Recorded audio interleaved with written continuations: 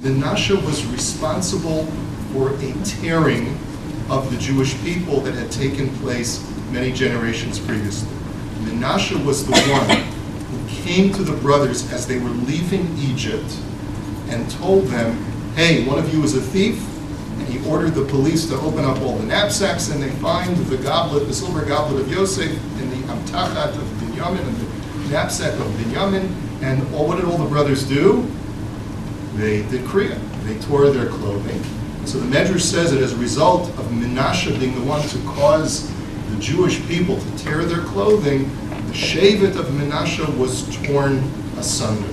And the Medrash comments and says that this is the characteristic of the entire family of the Bnei Rachel, of the children of Rachel, Yosef, Binyamin, and Menashe, and Ephraim, all share this characteristic, that they have this quality of being divisive and dividing apart, and therefore Menashe himself was divided. What's curious is this concept of this being an onesh, of a tribe and a family being torn asunder, also has a positive aspect to it as well. Who is responsible for Kriyas Yamsuf, for the tearing or splitting of the Red Sea?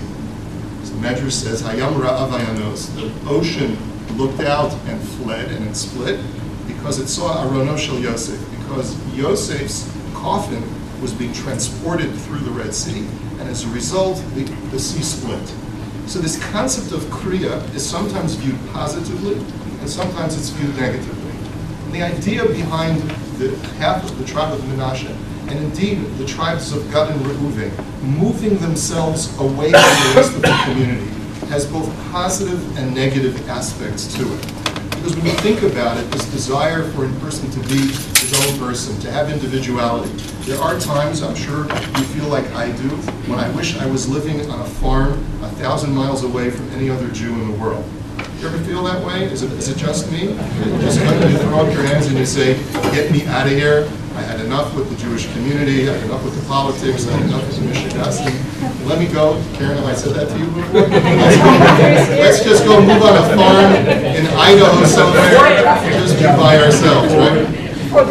And there are times when you say to yourself, I need the space, I need to move away from the community, and I want to be able to express my own individuality, who I am as a person. And sometimes I feel confined, I feel that I can't be myself when I'm part of such a large community. But ultimately, at the end of the day, despite all of the downsides of moving away and spreading your wings and so forth and so on, ultimately we have to be part of the community. Because if we're not, history tells us that those who move away from the community are the ones who end up being jettisoned from the Jewish people first.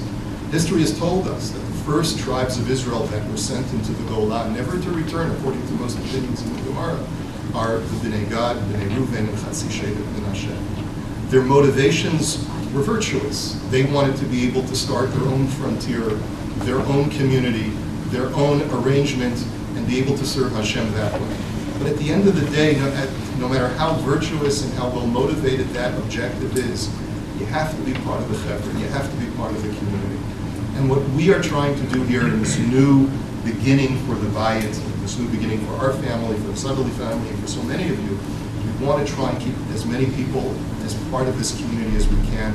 And despite all of the mishigasim, despite all of the politics that are always going to happen inside of the shul, the net is a game. We want you to be a part of that. I'm just curious, by a show of hands, how many of you are members currently of the Bayit? And how many of you are either past or possibly future members of the Bayit? All right, good. Well, I'm glad that you're here.